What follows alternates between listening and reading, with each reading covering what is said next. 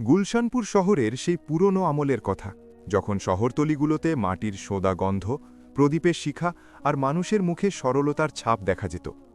সেই শহরেরই এক ছোট হোটেল আর তন্দুরের দোকানে এক সেবাপরায়ণ মানুষ কাজ করত। বয়স তার প্রায় 40 বছর হবে। মুখে কঠোর পরিশ্রমের রেখা, হাতে ঘামের নোনা ভাব, আর চোখে এক অদ্ভুত প্রশান্তির চমক। তার ঘরের অবস্থা ছিল খুবই সাধারণ। ঘরে এক বৃদ্ধা মা ছিলেন, যিনি সব সময় আল্লাহর জিকিরে মগ্ন থাকতেন। স্ত্রী ছিল, যে ছেঁড়া পোশাকেও নিজের সংসার আংলে রাখার চেষ্টা করত। দুটি নিষ্পাপ বাচ্চা ছিল, যাদের মুখে ক্ষুধার ছায়া থাকলেও চোখের মায়া একটুও কম ছিল না। সংসারের চাকা তো তার পরিশ্রমেই চলত। ভোরবেলা সে হোটেলে পৌঁছত, তন্দুরের আগুন জ্বালাত, আটা মাখত, রুটি বানাত, আর মেহমানদের সেবায় দৌড়াদৌড়ি করত। সারা দিনের হাড় ভাঙা খাটুনির পর যখন সূর্য ডুবতে লাগত, তখন হোটেলের কোণে পড়ে থাকা বাসি রুটিগুলো সে কুড়িয়ে নিত এবং নিজের ছোট থলেতে ভরে ফেলত। অন্য কেউ হলে হয়তো ঘরের ক্ষুধার্ত সন্তান আর বৃদ্ধা মায়ের জন্য জমিয়ে নিয়ে যেত। কিন্তু এই মানুষটি ছিল বড়ই অদ্ভুত। সে সোজা চিত্রা নদীর তীরে চলে যেত, থলে খুলত এবং রুটিগুলো টুকরো টুকরো করে পানির ওপর ছড়িয়ে দিত। নদীর ঢেউগুলো ধীর লয়ে দুলত, আর ক্ষুধার্ত মাছেরা দৌড়ে এসে সেই রুটিগুলো খেতে লাগত। লোকটি নদীর তীরে বসে মিটমিট করে হাসত আর নিজের আত্মায় এক অদ্ভুত হালকা অনুভব করত। মানুষেরা কার এই অভ্যাস বুঝতে পারত না। অনেক সময় পথচারীরা দাঁড়িয়ে তাকে খোঁটা দিত, অরে বোকা, নিজের স্ত্রী সন্তানদের ক্ষুধায় কষ্ট দিচ্ছিস আর এই বোবা মাছগুলোকে খাইয়ে বেড়াচ্ছিস। তোর চেয়ে বড় নির্বোধ আর কেউ নেই। কেউ কেউ তো হাসতে হাসতে বলতো, তোর সন্তানরা কাঁচা রুটির জন্য হাহাকার করে আর তুই নদীতে রুটি ভাসাচ্ছিস, এই পাগলামির কি লাভ? কিন্তু রহিম নামের সেই লোকটি প্রতিটি খোঁটার জবাব দিত শুধু এক চিলতে হাসি দিয়ে। ঠোঁটে তার শান্ত স্বর ভেসে আসত, যে নেকি আল্লাহর জন্য করা হয় তা কখনো বিফলে যায় না। এই কথা শুনে লোকেরা আরও বেশি ঠাট্টা করত, কিন্তু সে কখনো ঘুরে তর্ক করত না। তার জন্য এই কাজ কোনো লোক দেখানো বিষয় ছিল না, বরং ঈমানের অংশ ছিল। ঘরে ফিরেও তার অবস্থা সহজ ছিল না। বাচ্চারা প্রায়ই রুটির অপেক্ষা করত, আর মা ছলছল চোখে তার দিকে তাকিয়ে থাকত। স্ত্রীও মাঝে মাঝে ক্লান্ত স্বরে বলে উঠত, আল্লাহর দোহাই, এবার তুমি এই অভ্যাস ছাড়ো, আমাদেরও তো তোমার রোজগার আর বেঁচে যাওয়া খাবারের প্রয়োজন আছে। কিন্তু রহিম আদরের সুরে জবাব দিত, ধৈর্য ধরো, আল্লাহ নিজের রহমত থেকে কাউকে ক্ষুধার্থ রাখেন না। আর মনে রেখো, সন্তানদের শুধু রুটিই পালে না, দোয়া আর বরকতও পালে। তার কথাগুলো পরিবারের লোকদের সান্ত্বনা দিত ঠিকই, কিন্তু মনের ক্ষুধা কি আর মেটে? তবুও মহিম তার পথ থেকে এক চুলো নড়ল না। গুলশানপুরের অলিতে গলিতে তার সরলতা আর সততার চর্চা ছিল। কেউ তাকে পাগল বলত, কেউ দরবেশ ভাবত, কিন্তু সে তার কাজ থেকে গাফেল হতো না। তার নিয়ত ছিল পরিষ্কার, রুটি দিয়ে মাছদের খাওয়ানো আর মন থেকে আল্লাহর শুকরিয়া আদায় করা। আর এটাই ছিল তার জীবনের ভিত্তি, নেক কাজের ভিত্তি। সেই দিন গুলশানপুরের হোটেলের পরিবেশটা কিছুটা অন্যরকম ছিল। তন্দুরের গরম, শ্যাকা রুটির গন্ধ আর গ্রাহকদের ভিড় সবসময়কার মতোই ছিল। কিন্তু সেই ভিড়ের মাঝে এমন এক ব্যক্তি প্রবেশ করল, যে সবার নজর নিজের দিকে টেনে নিল। লোকটি ছিল একজন বড় সওদাগর, নাম মনসুর। ধনী, লম্বা চওড়া, রেশমি পোশাকে মোড়া, হাতে চকচকে লাঠি, মাথায় মখমলে পাগড়ি, জুতো এতটাই পরিষ্কার যে তাতে চেহারা দেখা যায়। তার মুখে ছিল মেকি হাসি আর কথায় এমন মিষ্টতা, যা শুনলে যে কেউ প্রথম মুহূর্তেই তার ফাঁদে আটকা পড়বে। লোকেরা তৎক্ষণাৎ বুঝে গেল যে বড় কোনো সওদাগর এসেছে। হোটেলের মালিক দৌড়ে এগিয়ে এলো, সালাম দিল এবং তার জন্য সবচেয়ে ভালো নাস্তার হুকুম দিল। হোটেলের কর্মচারীরা এদিক ওদিক ছুটতে লাগল, কেউ পানি আনছে, কেউ বাসন পরিষ্কার করছে। এই কর্মচারীদের মাঝেই আমাদের সেই সেবাপরায়ণ রহিমও ছিল। ঘামে ভেজা শরীর, আটা মাখা কাপড়, কিন্তু মুখে সেই প্রশান্তির হাসি। সেও মনসুরের জন্য রুটি বেলল, তন্দুরে সেঁকল এবং হাসি মুখে তার সামনে রেখে দিল। সওদাগর মনসুর প্রথমবার তাকে খুব মনোযোগ দিয়ে দেখল। চেহারার সরলতা, চোখের সততা আর হাতের পরিশ্রম তার মনে এক অদ্ভুত প্রভাব ফেলল। কিন্তু মনসুরের মনটা তেমন ছিল না যা বাইরে থেকে দেখাচ্ছিল। তার নিয়তে চালাকি লুকিয়েছিল। রুটি খেতে খেতে মনসুর জিজ্ঞেস করল, কোত্থেকে এসেছ আর এটাই কি তোমার কাজ? রহিম আদবের সাথে জবাব দিল, হুজুর, আমি এই গুলশানপুরেই থাকি, হোটেল আর তন্দুরে কাজ করি। সকাল থেকে সন্ধে পর্যন্ত পরিশ্রম করি যাতে সংসারের খরচ মেটাতে পারি। এটাই আমার কাজ, এটাই আমার জীবন। মনসুর ঠোঁটে হালকা হাসি এনে বলল, তোমার কথায় সরলতা আছে, তোমার চেহারায় রহমত দেখা যাচ্ছে। যদি তুমি আমার সাথে কয়েকদিন খুব সাধারণ কিছু কাজ করো, তবে তোমাকে এমন পুরস্কার দেব যা তুমি কখনো কল্পনাও করনি। রহিম থমকে গেল। তার হাতে তখনও আটার সোদা গন্ধ, কপালে ঘামের ফোঁটা। সে মনসুরের দিকে তাকালো এবং ধীর গলায় জিজ্ঞেস করল, কি ধরনের কাজ হবে, আর পুরস্কারই বা এত বড় কেন হবে? মনসুর হেসে উত্তর দিল, কাজ একদমই সাধারণ হবে। কখনো মালপত্র ওঠানো, কখনো সফরের প্রস্তুতিতে সাহায্য করা, কখনো বাজার থেকে কেনাকাটা। কিন্তু 11তম দিনে তোমাকে দিয়ে একটি বিশেষ কাজ করাবো। পুরস্কার পুরস্কার হবে সোনার মোহরে, আর তা এত বেশি হবে যে তোমার আগামী প্রজন্ম তোমাকে নিয়ে গর্ব করবে। এই কথা শুনে রহিমের মনে হাজারো প্রশ্ন জাগল। সে ভাবল, এত বড় পুরস্কার আর কাজ এত সামান্য, এর মধ্যে কি রহস্য লুকিয়ে আছে? এই মানুষটি কি সত্যিই এত দয়ালু, নাকি কোনো পরীক্ষা সামনে আসতে চলেছে? হোটেলের বাকি লোকেরা মনসুরের কথা শুনে অবাক হয়ে গেল। কেউ একজন ফিসফিস করে বলল, ভাই, এমন লোকদের বেশি বিশ্বাস করা ঠিক নয়, দেখে বুঝে পা বাড়াস। কিন্তু রহিমের মন ছিল পরিষ্কার। সে মনসুরের চোখের দিকে তাকিয়ে বলল, যদি আমার পরিশ্রম কারো কাজে আসে এবং সেই পরিশ্রমের বিনিময়ে আমি কিছু পাই, তবে না করব কেন? কিন্তু আমি দোয়া করি যেন এর মধ্যে আল্লাহর সন্তুষ্টি থাকে। মনসুর মুচকি হেসে বলল, তাহলে কথা পাক্কা রইল। 10 দিন আমার সাথে সাধারণ কাজ, 11তম দিনে একটি বিশেষ কাজ, আর তারপর পুরস্কার তোমার হাতে। সেদিনের কথাবার্তা ওখানেই শেষ হল। কিন্তু এই মুহূর্তটি রহিমের জীবনের এক নতুন পরীক্ষার সূচনা হতে চলেছিল। সকালের হালকা হিমেল হাওয়া, গুলশানপুরের রাস্তায় ধুলো ওড়া গন্ধ, আর বাজারের ব্যস্ততা তখন তুঙ্গে। হোটেল থেকে বের হয়েই রহিম দেখল যে মনসুর তার দলবল নিয়ে দাঁড়িয়ে আছে।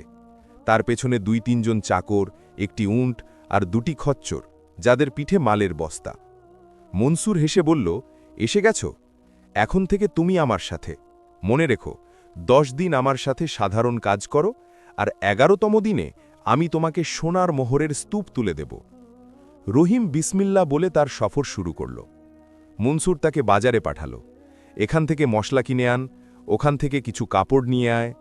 রহিম সারা দিন ভিড়ের মধ্যে দৌড়াতে লাগল। কখনো লাল মরিচের বস্তা তুলছে, কখনো লবণের বস্তা কাঁধে নিচ্ছে। গরম আর ঘামে তার অবস্থা খারাপ হয়ে গেল। কিন্তু সন্ধ্যায় যখন ঘরে ফিরল, তখন বাচ্চাদের চোখে সেই একই প্রশ্ন ছিল, বাবা, আজ কিছু এনেছ? সে তাদের কপালে চুমু খেয়ে বলল, ধৈর্য ধরো, আল্লাহ সব ভালো করবেন। আজ মনসুর বলল, আমার মেহমানরা আসছে, তাদের সেবা যত্ন কর। রহিম সারা দিন মেহমানদের খেদমত করল, চা বানালো, রুটি সেকল, ক্লান্ত মেহমানদের পা টিপে দিল। রাত পর্যন্ত তার পা ফুলে গেল, কিন্তু সে কারও কাছে কোনো অভিযোগ করল না। আজ তাকে সফরের প্রস্তুতি নিতে হবে। উটের পিঠে মালপত্র বাঁধা, পানির মশক ভরা, আর মনসুরের দামি বাসনপত্র সাবধানে গুছিয়ে রাখা। মাথার ওপর সূর্য আগুনের মতো জ্বলছিল, কিন্তু রহিম আলহামদুলিল্লাহ বলতে বলতে সব কাজ করল। মনসুর তাকে সাথে নিয়ে সফরে বের হল। পথ ছিল দীর্ঘ, বালি, পাথর আর পাহাড়। কখনো উঁটকে পানি খাওয়ানো, কখনো খচ্চর সামলানো, কখনো মনসুরের ঝোলা বহন করা। প্রতি রাতে সে ক্লান্ত হয়ে পড়ে যেত, কিন্তু মনসুর শুধু বলতো, তোর পরিশ্রম দেখছি, পুরস্কারের কথা মনে রাখিস। আজ মনসুর তাকে নিজের কেনা গয়না পাহারা দেওয়ার দায়িত্ব দিল। সোনা রূপার জৌলুস দেখে রহিমর চোখ ধাঁধিয়ে গেল, কিন্তু মনে মনে সে বলল, এসবই নশ্বর, আসল সম্পদ তো ঈমান। সারাদিন মনসুরের সাথে কেনাবেচাই কাটল। ভিড়ে ঠাসা বাজারে সওদা করা, হিসাব রাখা, বোঝা টানা। রহিমর পায়ে ফোসকা পড়ে গেল, কিন্তু মনসুর শুধু হাসত আর বলত, এখন তোর পরিশ্রম শেষ হতে চলেছে। মনসুর তাকে ছোটখাটো কাজে ব্যস্ত রাখল, কখনো নথিপত্র সামলানো, কখনো দূরের গ্রামে গিয়ে মাল আনা। রহিমের মনে প্রশ্ন আরও গভীর হচ্ছিল, এত সাধারণ কাজের জন্য এত বড় পুরস্কার কেন? এর মধ্যে কি রহস্য? তার মায়ের দোয়া, স্ত্রীর দীর্ঘশ্বাস আর বাচ্চাদের নিষ্পাপ মুখ বারবার তার চোখে ভেসে উঠছিল। এই দিনগুলো বড় কষ্টে কাটল। মনসুর বলল, আগামীকাল 11তম দিন, কাল তুই আসল কাজ পাবি, আর মনে রাখিস, পুরস্কার হবে সোনার মোহরে, এত যে তোর সংসারের চেহারা পাল্টে যাবে। রহিম রাতে ঘুমোতে পারল না। বিছানায় শুয়ে শুয়ে ভাবতে লাগল, হে আল্লাহ, এ কেমন পরীক্ষা! এত ছোট কাজের এত বড় প্রতিদান কেন? এটা কোনো ধোঁকা নয় তো? কিন্তু তুমি সাক্ষী, আমি প্রতিটি কদম তোমার নামে ফেলেছি। যদি এটা পরীক্ষা হয় তবে আমাকে ধৈর্য দাও। তার মা দরজায় বসে তসবি জপছিলেন। স্ত্রী ভেতরে বাচ্চাদের ঘুম পাড়াচ্ছিল। সংসারের অভাব অনটন তখনও যেমন ছিল তেমনই আছে, কিন্তু আশার প্রদীপ তার মনে জ্বলছিল। এভাবে 10 দিন পূর্ণ হল। শুধু সাধারণ কাজ, কিন্তু প্রতিশ্রুতির জৌলুস এতই বিশাল ছিল যে রহিমের মনে বিস্ময় আর অস্থিরতা দুটোই কাজ করছিল। 11তম দিনের সকাল। গুলশানপুরের আকাশটা একটু অন্যরকম ছিল। হালকা কুয়াশা ভাসছিল। পাখির কিচিরমিচিরের মাঝে হোটেলের তন্দুর জ্বলছিল, কিন্তু রহিমের হৃদয়ে এক অজানা আশঙ্কায় কাঁপছিল। 10 দিনের হাড় ভাঙা খাটুনির পর আজ সেই সময় এসেছে যখন মনসুরের বড় ওয়াদা পূরণ হবার কথা। রহিমের চোখে সারা রাতের না ঘুমানোর ক্লান্তি ছিল, কিন্তু মায়ের দোয়া কানে বাজছিল। স্ত্রীর সান্ত্বনা আর বাচ্চাদের নিষ্পাপ মুখ তার হৃদয়কে আরও ভারাক্রান্ত করে তুলছিল। সে ভাবল, হে আল্লাহ, আজ আমার জীবনের ফায়সালা। এই সওদাগর সত্যবাদী নাকি প্রতারক তা তুমিই ভালো জানো। সূর্য পুরোপুরি ওঠার আগেই মনসুর তার আলিশান পোশাকে হোটেলের সামনে হাজির হল। মাথায় নতুন রেশমি পাগড়ি, হাতে লম্বা লাঠি, চোখে অদ্ভুত এক দীপ্তি। তার পেছনে 2 চাকর আর খচ্চরের পিঠে কিছু বস্তা। মনসুর রহিমকে দেখেই বলল, তৈরি হয়ে নে। 10 দিন তুই আমার সেবা করেছিস, সাধারণ কাজ করেছিস। আজ 11তম দিন, আজ আসল কাজের পরীক্ষা। আর মনে রাখিস, এরপরই পুরস্কার তোর হাতে, সোনার মোহর, যার জৌলুস তোর জীবন বদলে দেবে। রহিম বিসমিল্লা বলে মাথা নিচু করল। তারা দুজনে পাহাড়ের দিকে রওনা হল। রাস্তা ছিল এবড়ো-খেবড়ো, পাথরে ভরা। বাতাসে ঠান্ডা ভাব থাকলেও সূর্যের তাপ ধীরে ধীরে বাড়ছিল। রহিমন কাঁধে একটা বড় থলে ছিল, যা মনসুর তাকে দিয়েছিল। থলেটা এত ভারী যে প্রতি কদমে তার কোমর বেঁকে যাচ্ছিল, পা টলছিল। রহিম ভাবল, হয়তো এতে সোনার মোহর আছে, তাই এত ভারী। কিন্তু সওদাগর এখনও এটা খুলল না কেন, আর আমাকে দিয়েই বা কেন বোয়াচ্ছে? মনসুর পেছনে পেছনে আসছিল, ঠোঁটে হালকা হাসি আর চোখে এমন এক শঠতা যা সাধারণ নজরে ধরা পড়ে না। উচ্চতা বাড়ার সাথে সাথে রহিমের শ্বাস নিতে কষ্ট হতে লাগল।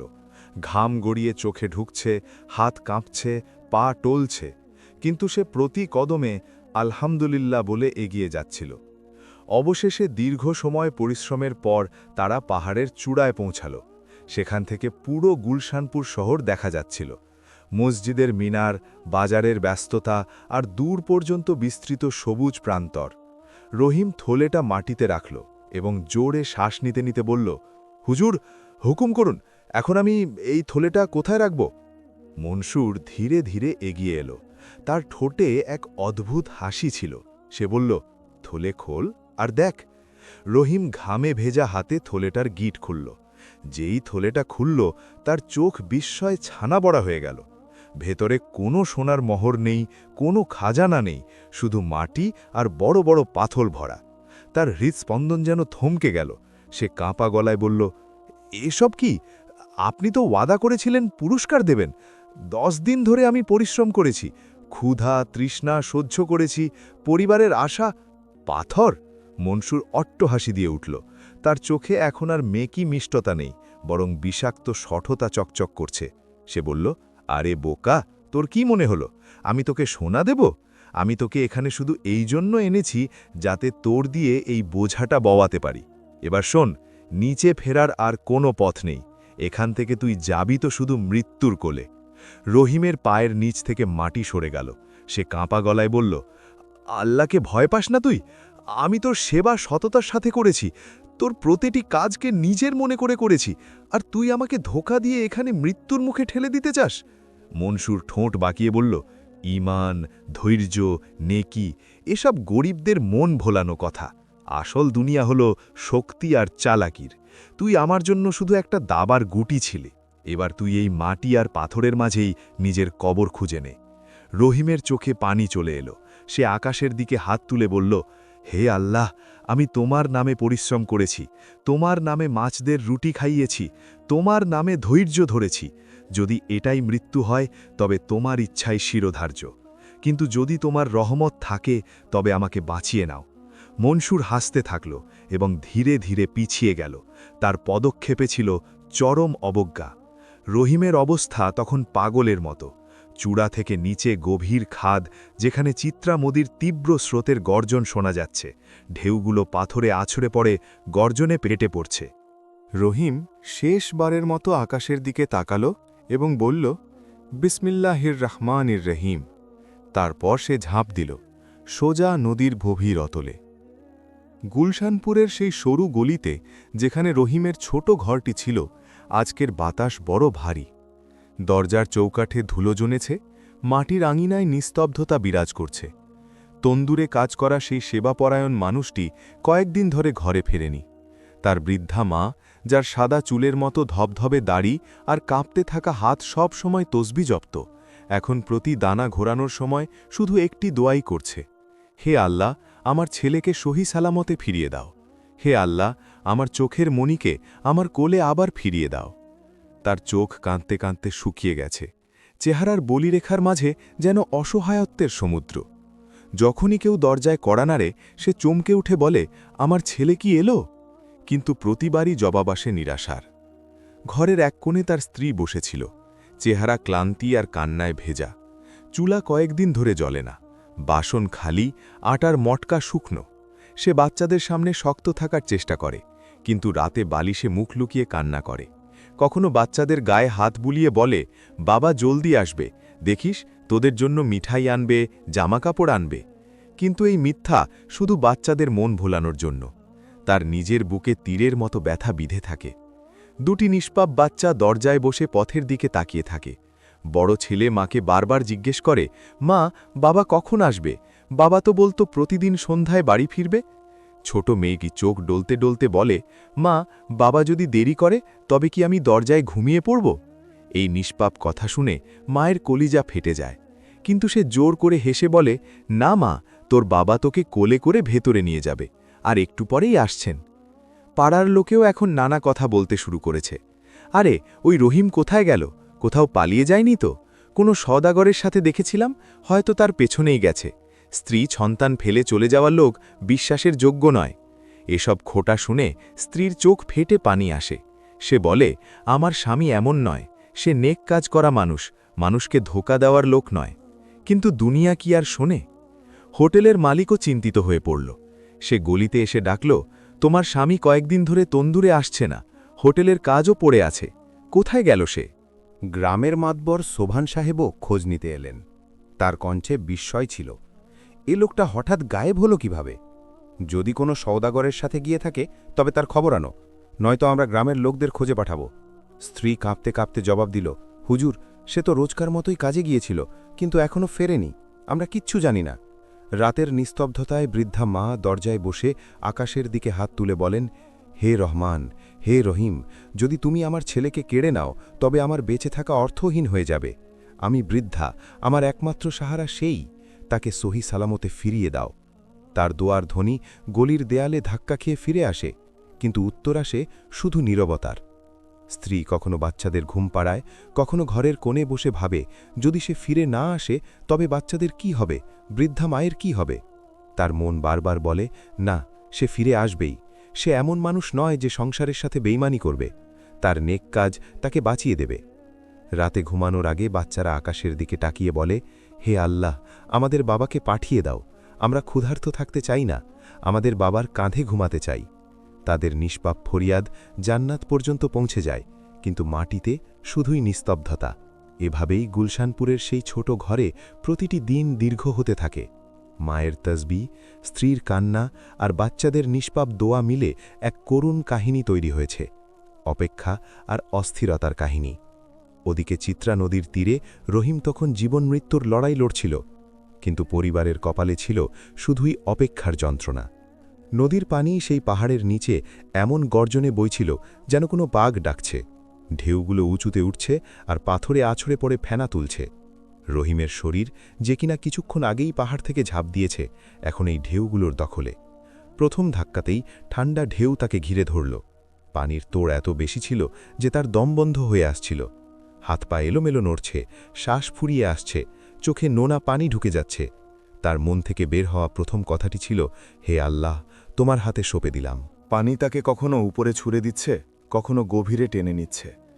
পাথরের সাথে ধাক্কা খেয়ে তার শরীরে আঘাত লাগছে। প্রতিটি আঘাতের সাথে সে ভাবছে, হয়তো এটাই শেষ নিঃশ্বাস। আমার মায়ের দোয়া, স্ত্রীর চোখ, বাচ্চাদের মুখ সব মনে থাকবে, কিন্তু আমি তাদের অপেক্ষা শেষ করতে পারব না। হঠাৎ যখন তার শরীর গভীর অতলে তলিয়ে যাচ্ছিল, পানির স্তরে কিছু নড়াচড়া হলো। সেই মাছগুলো, যাদের সে রোজ সন্ধ্যায় রুটি খাওয়াত, ঝাঁক বেঁধে তার চারপাশে সাঁতার কাটতে লাগল। প্রথম মাছটি তার বাহুতে ধাক্কা দিল, যেন বলছে, আমরা তোমাকে একা ছাড়ব না। দ্বিতীয় মাছটি তার নিচে এসে তাকে ঠেলতে লাগল, যাতে তার শরীর ভেসে থাকে। তৃতীয় মাছটি তার মুখের কাছে এলো এবং তার ঠোঁটে বিড়বিড় করা বিসমিল্লার শব্দ শুনতে লাগল। ধীরে ধীরে ডজন ডজন মাছ তাকে ঘিরে ফেলল। তাদের ঝাঁক দেখে মনে হচ্ছিল যেন কোনো সেনাবাহিনী তাকে সুরক্ষা ব্যূহ দিয়ে ঘিরে রেখেছে। তারা তাদের লেজ আর পাখা দিয়ে ঢেউয়ের গতি কেটে তাকে তীরের দিকে খেলতে লাগল। রহিমের শরীর নিস্তেজ হয়ে পড়েছিল, কিন্তু যতবার সে জ্ঞান হারানোর উপক্রম হচ্ছিল, কোনো না কোনো মাছের ধাক্কা তাকে আবার পানির উপরে নিয়ে আসছিল। তার মন বলছিল, এগুলো সেই রুটি যা আমি আল্লাহর নামে দিয়েছিলাম, আজ ওরাই আমার প্রাণ বাঁচাচ্ছে। ধীরে ধীরে ঢেউয়ের দিক বদলে গেল। সে গভীর খান থেকে বেরিয়ে আস্তে আস্তে তীরের দিকে সরতে লাগল। মাছগুলো তার চারপাশেই সাঁতার কাটছিল, যেন কোনো কাফেলা তাদের সর্দারকে নিরাপদে নিয়ে যাচ্ছে। ঘণ্টার পর ঘণ্টা যুদ্ধের পর যখন সূর্য ডুবতে শুরু করল এবং আকাশে লাল আভা ছড়িয়ে পড়ল, তখন নদীর তীর দেখা গেল। ঢেউগুলো তার শরীরকে ধীরে ধীরে বালির উপর ঠেলে দিল। রহিম পুরোপুরি অজ্ঞান ছিল। তার চেহারা কাদা আর পানিতে মাখামাখি, ঠোঁট শুকনো, শ্বাস ভাঙা ভাঙা, কিন্তু তার বুক তখনও উঠানামা করছিল, বেঁচে থাকার প্রমাণ। কিছুক্ষণ পর যখন তার চোখ খুলল, সে দেখল তীরের কাছে পানিতে সেই মাছগুলোই সাঁতার কাটছে। তারা ঠিক সেভাবেই তার দিকে তাকিয়েছিল, যেভাবে রুটি খাওয়ার সময় তাকাত। তাদের চোখের সেই নিষ্পাপ চাউনি যেন বলছিল, আমরা আমাদের ঋণ শোধ করলাম, এবার তুমি আল্লাহর শুকরিয়া আদায় করো। রহিমের চোখ দিয়ে পানি গড়িয়ে পড়ল। সে মাটি আঁকড়ে ধরে বলল, হে আল্লাহ, তুমি আমার নেকি বিফলে যেতে দাওনি, তুমি আমার সন্তানের এতিম হওয়া থেকে বাঁচিয়েছ। আমি কসম খাচ্ছি, এখন থেকে আমার ধৈর্য আর ঈমান আরও মজবুত হবে। কয়েকদিন পর্যন্ত সে তীরের ঝোপঝাড়ের মধ্যে পড়ে রইল। না ছিল খাওয়ার কিছু, না পরার শুকনো কাপড়। কখনো ঘাস খেত, কখনো নদীর পানি খেয়ে দিন পার করত, কিন্তু প্রতিটি নিঃশ্বাসে সে আলহামদুলিল্লাহ বলত। ধীরে ধীরে সে শক্তি ফিরে পেল এবং গুলশানপুরের দিকে হাঁটা শুরু করল। পায়ে ফোসকা, শরীরে জখম, কিন্তু বুকে আলো। পথে দেখা হওয়া লোকেরা তাকে চিনতে পারল না। কেউ ভিখারি ভেবে মুখ ফিরিয়ে নিল, কেউ দরবেশ ভেবে সালাম দিল। অবশেষে কয়েক সপ্তাহ পর গুলশানপুরের গলি দেখা গেল। মাটির সেই পরিচিত গন্ধ, বাজারের সেই কোলাহল। কিন্তু রহিমের বুক ধড়ফড় করছিল। আমার পরিবারের লোকেরা আমাকে দেখলে কি ভাববে? আমি তাদের কি জবাব দেব? যেই সে গলির মোড়ে পৌঁছালো, তার বাচ্চারা দরজায় বসেছিল। তারা তাকে দেখল এবং হঠাৎ চিৎকার করে উঠল, মা, মা, বাবা এসেছে। স্ত্রী দৌড়ে বেরিয়ে এলো। মা তসবি ফেলে উঠে দাঁড়ালেন। সবাই তার বুকে ঝাঁপিয়ে পড়ল। কান্না, দীর্ঘশ্বাস, দোয়া সব যেন একাকার হয়ে গেল। রহিম কাঁপতে কাঁপতে শুধু বলল, আমি ফিরিনি, আমার ঈমান আমাকে ফিরিয়ে এনেছে। সেদিন গুলশানপুরের অলিতে গলিতে এই খবর ছড়িয়ে পড়ল যে এক নেকি মৃত্যুর সাথে যুদ্ধ করে জিতে ফিরেছে। মানুষ অবাক ছিল, কিন্তু রহিমের কথাগুলো সবার কানে বাজতে লাগল। যে নেকি আল্লাহর জন্য করা হয় তা কখনো বিফলে যায় না। গুলশানপুরের সেই ঘটনার পর কয়েক মাস কেটে গেছে। রহিম আবার তার পুরনো জীবনে ফিরে এসেছে। সকালে তন্দুরে কাজ করে, সারাদিন হোটেলের খেদমত করে, আর সন্ধ্যায় বেঁচে যাওয়া রুটি নিয়ে নদীর তীরে বসে মাছদের খাওয়ায়। লোকেরা এখন আর আগের মতো তাকে নিয়ে ঠাট্টা করে না, বরং আর চোখে তাকে দেখে আর নিজেদের মধ্যে বলাবলি করে, এ সেই লোক যাকে পাহাড়ে ধোঁকা দিয়ে মারার চেষ্টা করা হয়েছিল, কিন্তু সে জীবিত ফিরে এসেছে। নিশ্চয়ই তার নেকি আর আল্লাহর রহমত তাকে বাঁচিয়েছে। মানুষের মুখের ভাষা বদলে গেছে। আগে যারা খোঁটা দিত, এখন তারা তার সততার গল্প বলে। কিন্তু রহিম সেই আগের মতোই রইল, সাধারণ, হাসিখুশি আর প্রতিটি কাজে বিসমিল্লা বলা মানুষ। কিন্তু সময়ের চাকা ঘোরে। যে সওদাগর মনসুর তাকে ধোঁকা দিয়ে পাহাড়ে নিয়ে গিয়ে মৃত্যুর মুখে ঠেলে দিয়েছিল, সেই মনসুর আবার গুলশানপুরে ফিরে এলো। এবার সে আরও জাঁকজমকপূর্ণ পোশাক পরেছে, সাথে নতুন চাকর। তার মুখে এখনও সেই ধূর্ত হাসি। হোটেলে ঢুকেই লোকেদের নজর তার দিকে পড়ল। সে বিন্দুমাত্র লজ্জিত হল না, বরং এমন ভাব দেখালো যেন সে কিছুই জানে না। সে মালিককে বলল, আমার একজন বিশ্বস্ত মজুর চাই, আগে যে সাথে ছিল সে কাজ ফেলে পালিয়েছে। হোটেলের লোকেরা একে অপরের মুখের দিকে তাকাতে লাগল। সবাই বুঝে গেল মনসুর কার দিকে ইঙ্গিত করছে, কিন্তু কেউ কিছু বলল না। রহিমও তন্দুরের পাশে দাঁড়িয়ে সব দেখছিল। তার বুকে রাগের আগুন জ্বলে উঠল, কিন্তু চেহারায় কোনো ভাবান্তর হল না। সে ভাবল, এ সেই শিকারী যে আমাকে জালে ফাঁসিয়েছিল, কিন্তু এবার আল্লাহ আমাকে দ্বিতীয় সুযোগ দিয়েছেন। এবার আমি তার চালাকি তার দিকেই ঘুরিয়ে দেব। সেরাতে রহিম বাড়ি ফিরে তার মনে এক নতুন পরিকল্পনা এলো। সে স্ত্রীকে বলল, আমাকে কয়েকদিন অন্যরকম পোশাক পরতে হবে। আমি এই সওদাগরের সামনে আগের বেশে যাব না। পরদিন সে পুরনো কাপড় বদলে গ্রাম থেকে এক অন্য ধরনের পোশাক জোগাড় করল। মুখে সামান্য দাড়ি বাড়িয়ে নিল, মাথায় পুরনো পাগড়ি কোষে বাঁধল এবং নিজের হাঁটা চলার ভঙ্গিও বদলে ফেলল। এখন তাকে পুরোপুরি এক অচেনা মজুরের মতো লাগছিল। যখন মনসুর আবার হোটেলে এলো এবং মজুর চাইল, তখন রহিম এগিয়ে গিয়ে বলল, হুজুর, আমি নতুন এসেছি, যদি কাজ দেন তবে সততার সাথে করব। মনসুর তাকে আপাদমস্তক দেখল, কিন্তু চিনতে পারল না। তার মনে শয়তানি বুদ্ধি খেলে গেল। সে ভাবল, আরও একটা শিকার মিলল, একেও পাহাড়ে নিয়ে গিয়ে শেষ করে দেব। সে রাজি হয়ে গেল এবং বলল, ঠিক আছে, 10 দিন আমার সাথে সাধারণ কাজ কর, 11তম দিনে পুরস্কার পাবি। রহিম মনে মনে বলল, হ্যাঁ, এবার পুরস্কার তুই পাবি, কিন্তু তোর পাপের পুরস্কার। 10 দিন আবার সেই সাধারণ কাজ চলতে লাগল। রহিম ইচ্ছে করেই খুব ধৈর্য আর সততার সাথে কাজ করল। কখনো বাজার থেকে মাল আনত, কখনো সফরের প্রস্তুতি নিত। মনসুর রোজ ভাবত, এ তো খুব সহজ সরল, একদম আগেরটার মতো। কিন্তু সে জানত না যে এই মজুর আসলে সেই রহিম যে মৃত্যুঞ্জয়ী হয়ে ফিরেছে।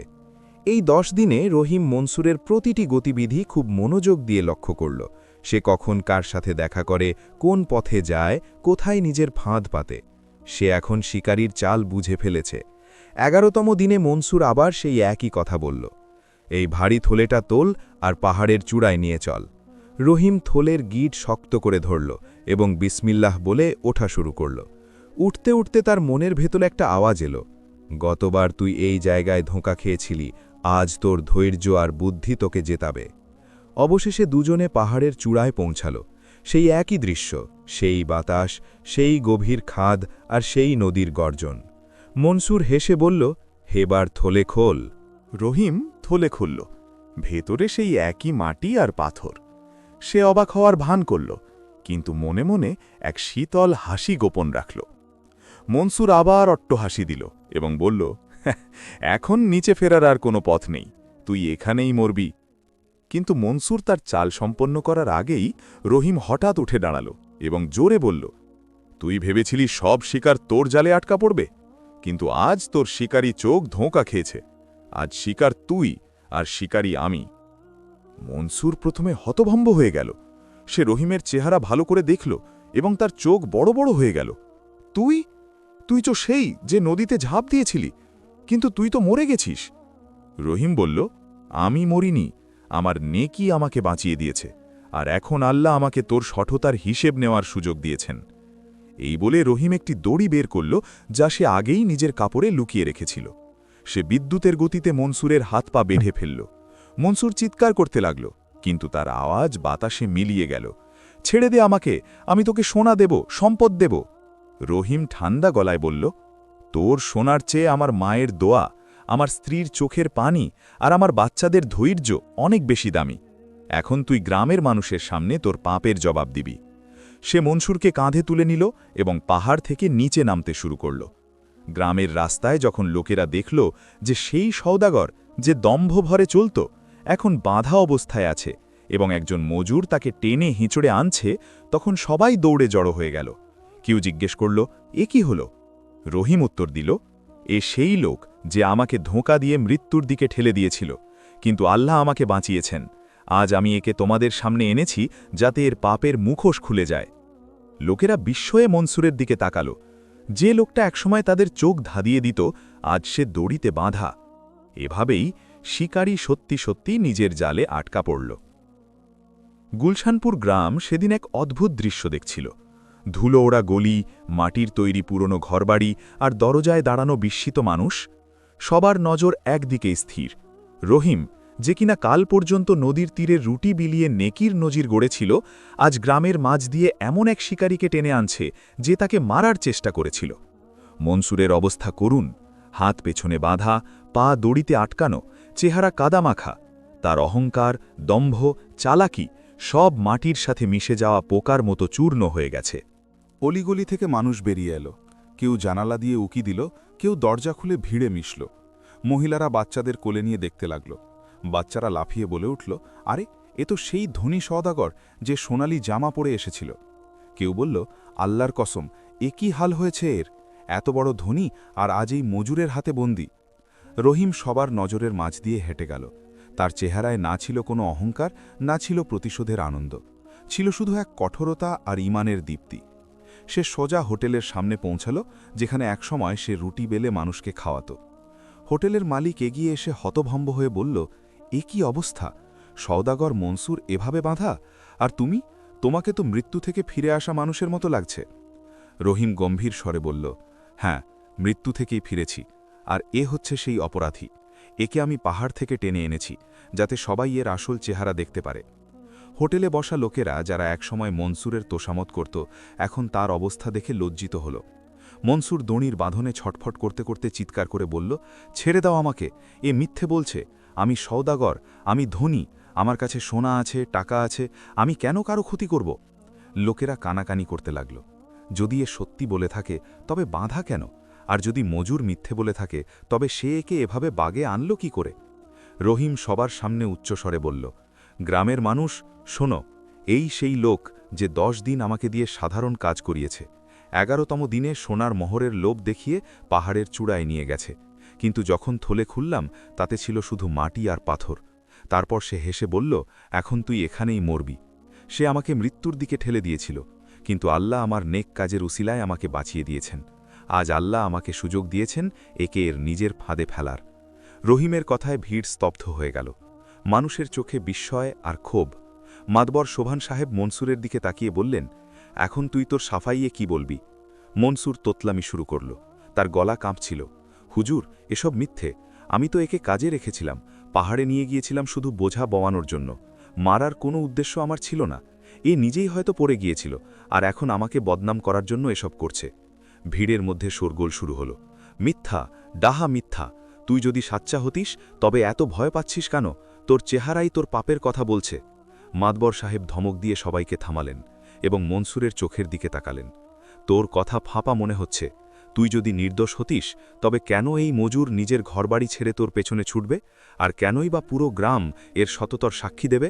তারপর তিনি রহিমের দিকে ফিরে বললেন, তোর কাছে কোনো প্রমাণ আছে? রহিম থলেটা এগিয়ে দিল। হ্যাঁ, এই সেই থলে যাতে সে মাটি আর পাথর ভরে রেখেছিল। সে বলেছিল, এতে সোনা আছে। এই বোঝাই আমাকে মৃত্যুর দিকে টানার জন্য দেওয়া হয়েছিল। থলে খোলা হল। সত্যি, তাতে শুধু মাটি আর বড় বড় পাথর। ভিড় থেকে চিৎকার উঠল, দেখে নাও, এটাই প্রমাণ, এই ধনী আসলে একটা প্রতারক। মাতবর শোভান কিছুক্ষণ মাথা নিচু করে ভাবলেন, তারপর গম্ভীর কণ্ঠে ঘোষণা করলেন, গ্রামবাসীগণ, এটা প্রমাণিত হয়েছে যে এই সওদাগর অপরাধী। সে এক মজুরকে ধোঁকা দিয়ে মৃত্যুর মুখে ঠেলেছে, কিন্তু আল্লাহ তার নেকি বিফলে যেতে দেননি এবং তাকে বাঁচিয়েছেন। আজ এই অপরাধীকে শাস্তি দেওয়া হবে, যাতে ভবিষ্যতে আর কেউ টাকার গরমে মাসুম মানুষকে ধোঁকা দেওয়ার সাহস না পায়। ভিড় থেকে সমস্বরে আওয়াজ উঠল, ঠিক বলেছেন হুজুর, এর শাস্তি হওয়া উচিত। মাতবর হুকুম দিলেন, এই সওদাগরের সমস্ত সম্পদ বাজেয়াপ্ত করা হোক। পাহাড়ের ওই রাস্তা চিরকালের জন্য বন্ধ করা হোক, যাতে আর কেউ সেখানে ধোঁকার শিকার না হয়, আর সেখানকার যা কিছু পাওয়া যাবে তা গ্রামের আমানত হবে। সওদাগরকে গ্রাম থেকে বের করে দেওয়া হোক, যাতে তার সঠতার ছায়া এখানে আর না পড়ে। মানুষের মনে স্বস্তি ফিরে এলো। সবাই একসাথে বলে উঠল, আল্লাহর শান, আল্লাহর শান। মহিলারা দোয়া করতে লাগল, হে আল্লাহ, আমাদের রহিম ভাইয়ের নেকি সালামত রেখো। বাচ্চারা রহিমের চারপাশে ঘুরতে লাগল। রহিম নিজে গভীর নীরবতায় ছিল, তার চোখে পানি। সে ভাবল, হে আল্লাহ, এসবই তোমার কুদরত। যদি তুমি সেদিন আমাকে নদী থেকে না বাজাতে, তবে আজ এসব কিছুই হতো না। সেদিন গুলশানপুর গ্রাম একটি শিক্ষা পেল, সম্পদের ধোঁকা টেকে না, নেকির শক্তি কখনো বিফলে যায় না। গ্রামের চত্বর ধীরে ধীরে খালি হয়ে গেল, মানুষ যার যার ঘরে ফিরল, কিন্তু সবার মুখে একটাই কথা, নেকি কখনো বিফলে যায় না। দেখলে আল্লাহ কিভাবে মজুরের মাথা উঁচু করলেন? ধনীর চালাকি ধুলোই মিশে গেল, আর ছেঁড়া পোশাক পরা মানুষটির সত্যতা উজ্জ্বল হয়ে উঠল। অলিতে গলিতে এই কথা পুরো গুলশানপুরে ছড়িয়ে পড়ল। লোকে বলতে লাগল, যেই রহিমকে আমরা পাগল ভাবতাম, আসলে সেই সবচেয়ে বুদ্ধিমান। যার রুটি আমরা হেসে হেসে মাছদের খেতে দেখতাম, আজ সেটাই তার রক্ষা কবচ হল। কিছুক্ষণ পরেই মাতবর শোভান রহিমকে তার দরবারে ডাকলেন। মজলিস তখনও বসেছিল, মশাল জ্বলছিল। গ্রামের মুরব্বী আর যুবকরা মাতবরের চারপাশে বসা। রহিম আসতেই সবাই দাঁড়িয়ে তাকে সম্মান জানাল। এই সেই লোক যাকে কাল পর্যন্ত সবাই সাধারণ মজুর বলত, কিন্তু আজ তার সত্যতা তাকে গ্রামের গর্ব বানিয়ে দিয়েছে। মাতবর শোভান গম্ভীর কণ্ঠে বললেন, ভাই, তুমি যে ধৈর্য, ঈমান আর নেকির প্রমাণ দিয়েছ, তার কোনো তুলনা হয় না। গ্রামের পক্ষ থেকে তোমার জন্য পুরস্কার ঠিক করা হয়েছে। তুমি যা চাইবে তাই তোমাকে দেওয়া হবে। ভিড় থেকে আওয়াজ এলো, হ্যাঁ, এটাই তার হক, সে পুরস্কারের যোগ্য। তুমি কি চাও? রহিম মাথা নিচু করে রইল। কিছুক্ষণ চুপ থাকার পর ধীরে ধীরে বলল, মাতবর সাহেব, যদি বেয়াদবি না নেন তবে একটা কথা বলি। সোভান সাহেব বললেন, অবশ্যই, তুমি এখন শুধু গ্রামের নও, আমাদের চোখের মণি। বলো কি চাও? রহিম দীর্ঘশ্বাস ফেলল। আমার পুরস্কার সেই দিনই পেয়েছি যেদিন নদীর ঢেউ আমাকে ডোবাতে অস্বীকার করেছিল, যখন মাছেরা, যাদের আমি আল্লাহর নামে রুটি খাইয়েছিলাম, আমাকে তীরে পৌঁছে দিয়েছিল, যখন আমার মায়ের দোয়া আর স্ত্রী সন্তানদের ধৈর্য আমাকে মৃত্যু থেকে ফিরিয়ে এনেছিল। সেদিন আমি অনুভব করেছি যে আসল পুরস্কার সম্পদ নয়, বরং ঈমান আর নেকির হেফাজত। তাই আমার সোনা রূপার প্রয়োজন নেই। আমার পুরস্কার এটাই যে আমি আমার রবকে রাজি পেয়েছি। এই কথা শুনে মজলিসে পিনপতন নীরবতা নেমে এলো। মানুষের চোখে পানি। কেউ একজন ফিসফিস করে বলল, বাহ, এমন ধৈর্য আর শুকরিয়া আমরা কখনো দেখিনি। অন্য একজন বলল, আল্লাহ এমন মানুষকেই নিজের বন্ধু বানিয়ে নেন। মাতবর শোভানও গভীর চিন্তায় ডুবে গেলেন। তার ঠোঁট কাঁপছিল। তিনি বললেন, ভাই, তুমি সত্যি বলেছ, সম্পদ মাটি হয়ে যায়, কিন্তু ঈমান সবসময় উজ্জ্বল থাকে। তুমি গ্রামের সবচেয়ে বড় পুরস্কার পেয়ে গেছ, আল্লাহর সন্তুষ্টি। ঘরে ফিরে যখন রহিম তার স্ত্রী ও মাকে জানাল যে সে সম্পদ নিতে অস্বীকার করেছে, তখন প্রথমে স্ত্রীর চোখে বিস্ময় দেখা দিল। সে ভাবল, আমাদের কত অভাব, বাচ্চারা না খেয়ে থাকে, কিছু টাকা নিলে তো সংসারটা ভালো চলত। কিন্তু পরমুহূর্তেই সে স্বামীর চোখে ঈমানের দীপ্তি দেখতে পেল। সে কাঁপা গলায় বলল, তুমি ঠিকই করেছ। যদি সম্পদ আসত, হয়তো তাতে বরকত থাকত না, কিন্তু যে শিক্ষা তুমি এনেছ তা আমাদের আগামী প্রজন্ম পর্যন্ত পৌঁছাবে। এটাই সবচেয়ে বড় খাজানা। মায়ের চোখ ভিজে গেল। তিনি ছেলের মাথায় হাত রেখে বললেন, বাবা, তুই যা করে দেখিয়েছিস তা অনেকের সাধ্যের বাইরে। আল্লাহ তোকে এই ধৈর্য আর শুকরিয়ার পুরস্কার দুনিয়া ও আখিরাত উভয় জায়গাতেই দেবেন, যা তুই কল্পনাও করতে পারবি না। সেদিনের পর থেকে গ্রামের মানুষের আচরণ বদলে গেল। এখন আর কেউ রহিমের নেক কাজ নিয়ে হাসাহাসি করে না, বরং বাচ্চারাও বলে, চলো আমরাও নেক কাজ করব, মাছদের খাওয়াবো, ক্ষুধার্তদের খাওয়াবো। মায়েরা ঘরে তাদের বাচ্চাদের গল্প শোনায়, দেখো বাবা, নেকি কখনো বিফলে যায় না, যেমন রহিমের রুটি তার প্রাণ বাঁচিয়েছিল। যুবকরা বলে, এখন আমাদেরও কাজে সততা আর ধৈর্য আনতে হবে। সম্পদ দিয়ে নয়, ঈমান দিয়ে জীবন সুন্দর হয়। এক সন্ধ্যায় যখন সূর্য ডুবছে আর আকাশ লালে লাল, রহিম আবার চিত্রা নদীর তীরে পৌঁছল। সে থলে থেকে রুটি বের করল এবং পানির ওপর ছড়িয়ে দিল। মাছেরা ঝটপট রুটি খেতে লাগল। রহিমের চোখ ভিজে গেল। সে আকাশের দিকে হাত তুলে বলল, হে আল্লাহ, তুমি সাক্ষী, আমি কখনো দেখানোর জন্য নেকি করিনি, শুধু তোমার সন্তুষ্টি চেয়েছিলাম। যদি আজ মানুষ আমাকে সম্মান দেয়, তবে তা তোমারই রহমত। তুমি আমার সন্তান আর আমার বংশধরদেরও নেকির পথে অটল রেখো। সেদিন গুলশানপুরের বাতাসে এক নতুন সুবাস মিশে গেল, নেকি আর ঈমানের সুবাস। মানুষ বুঝে গেছে যে আসল পুরস্কার সোনা বা সম্পদ নয়, বরং সেই হৃদয় যা আল্লাহর নামে ধৈর্য আর শুকরিয়া আদায় করে। গুলশানপুরের সেই মেঠো পথ, সরু গলি আর পুরনো বাড়ির দরজাগুলো এখন আর আগের মতো নেই। সেখানকার বাতাস পর্যন্ত রহিমের কাহিনীতে সুবাসিত। লোকেরা বলতো, এটা শুধু একজন মজুরের গল্প নয়, এটা ঈমান আর নেকির জয়ের গল্প। গ্রামের বাচ্চাদের মুখে নতুন গান ছিল, নেকি করো আল্লাহর জন্য, কখনো বিফলে যাবে না। মহিলারা ছোট বাচ্চাদের ঘুম পাড়ানোর সময় এই গল্পই শোনাত, বাবা, যদি জীবনে কখনো বিপদ আসে তবে আল্লাহর উপর ভরসা করো, যেমন রহিম করেছিল।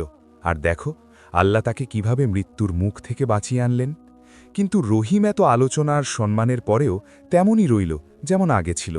তন্দুরে ঘাম ঝরাত, মেহমানদের হাসি মুখে রুটি পরিবেশন করত, আর সন্ধ্যা নামলেই বাসি রুটি নিয়ে নদীর তীরে চলে যেত।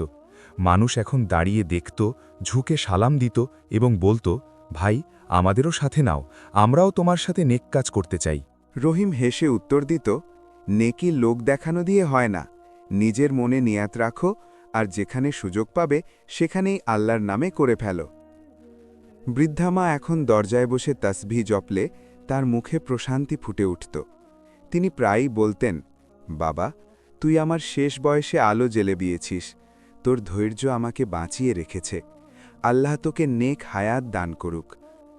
তাদের দোয়া এখন আর শুধু ছেলের মঙ্গলের জন্য ছিল না, বরং পুরো গ্রামের ভালোর জন্য ছিল। স্ত্রী যে অনেক রাত কান্নায় কাটিয়েছিল, এখন তার স্বামীর জন্য গর্ব করে। প্রায়ই প্রতিবেশী মহিলারা এসে বলতো, বোন, তোমার স্বামী তো গুলশানপুরের হিরো হয়ে গেছে। সে হেসে জবাব দিত, হিরো নয়, শুধু আল্লাহর একজন নেক বান্দা। সে আমাদের শিখিয়েছে যে সম্পদের লোভ সব ধ্বংস করে দেয়, আর ধৈর্য পৃথিবীকে আলোকিত করে। বাচ্চাদের ওপর এই গল্পের সবচেয়ে গভীর প্রভাব পড়ল। ছোট ছেলে যখনই খেলত, মাটির একটা ছোট থলে তুলে বলতো, দেখো, এতে সোনা আছে, কিন্তু আমি ধোঁকা দেব না, আমি সবাইকে সত্যি বলবো। মেয়ে তার বন্ধুদের বলতো, আমার বাবা বলেন, মাছদের খাওয়ানোও নেকি, এসো আমরাও পাখিদের দানা দিই। বাচ্চাদের এই নিষ্পাপ কথা শুনে রহিমের চোখ ছলছল করত। সে ভাবত, এটাই আমার আসল উত্তরাধিকার, সন্তানদের দিলে নেকি আর সত্যতা। গ্রামের লোকেরা এখন যে কোনো সমস্যায় রহিমকে উদাহরণ হিসাবে টানে। কোনো ঝগড়া হলে মুরব্বীরা বলতো, দেখো, ধৈর্য ধরো, যেমন রহিম ধরেছিল, সবরের ফল মিষ্টি হয়। যদি কেউ লোভে পড়ে ভুল করত, তবে লোকেরা মনে করিয়ে দিত, সম্পদের ধোঁকা সেই সওদাগরকে কোথায় নিয়ে গেল, শিক্ষা নাও। গ্রামের যুবকরা একে অপরের কাছে প্রতিজ্ঞা করল যে তারা কখনো গরিবের উপহাস করবে না। মহিলারা তাদের ঘরে বাচ্চাদের শেখাল যে রোজকার খাবার থেকে অল্প একটু পশু পাখিদের জন্য আলাদা করতে। চিত্রা নদীর তীর এখন আর শুধু পানি আর ঢেউয়ের জায়গা নয়, সেই জায়গাটা এখন গ্রামের মসজিদের মতোই পবিত্র হয়ে গেছে। সন্ধে হলেই বাচ্চা, যুবক, মহিলা সবাই সেখানে যায়। কেউ পাখিদের জন্য দানা দেয়, কেউ মাছদের জন্য রুটি ছড়ায়। লোকেরা বলে, এখান থেকে আমরা শিক্ষা পাই। এটাই সেই জায়গা যেখান থেকে মৃত্যু ফিরে গেছে আর ঈমান জিতেছে। নদীর ঢেউগুলো যেন নিজেরাই সাক্ষ্য দেয়, আছড়ে পড়ার শব্দের সাথে সাথে বলে, নেকি আল্লাহর জন্য হলে তা কখনো বিফলে যায় না। রাতে যখন সব ঘুমিয়ে পড়ে, রহিম একা দরজার বাইরে বসে, আকাশের দিকে তাকায় আর ভাবে, হে আল্লাহ, তুমি আমাকে কত বড় শিক্ষা দিলে। যদি আমি সম্পদের লোভে পড়ে যেতাম, তবে আজ আমার কবর ওই পাহাড়ের চূড়ায় হতো। কিন্তু তুমি আমাকে বাঁচালে, আর আজ আমার সন্তানরা তোমার নাম নিয়ে বেঁচে আছে। সে কখনো দাঁড়িতে মুখ লুকিয়ে কাঁদে, কখনো হেসে নদীর ঢেউয়ের শব্দ শোনে। বছর তিনেক পর যখন তার মা পৃথিবী থেকে বিদায় নিলেন এবং বাচ্চারা বড় হল, তখনও রহিম সেই তন্দুরেই কাজ করতে থাকল। কিন্তু তার কাহিনী এখন শুধু গ্রামে নয়, বরং আশেপাশের শহরতলি পর্যন্ত পৌঁছে গেছে। গল্পকাররা বলতো, গুলশানপুরের এক রহিম ছিল। সে নিজের ঘরের ক্ষুধা সহ্য করেও মাছদের খাওয়াত। মানুষ হাসত, কিন্তু আল্লাহ সেই নেকির উসিলায় তার প্রাণ বাঁচালেন এবং তারপর সেই ধৈর্যের উসিলায় গ্রামের চোখ খুলে দিলেন। এই কাহিনী প্রজন্মের পর প্রজন্ম শোনানো হতে লাগল। আর এভাবেই রহিমের জীবনের সারমর্ম এটাই দাঁড়াল, নেকি কখনো বিফলে যায় না, ধৈর্যশীলকে আল্লাহর রহমত সবসময় আগলে রাখে, আর সম্পদের ধোঁকা যতই চকচক করুক না কেন শেষমেশ তা মাটি আর পাথরেই পরিণত হয়।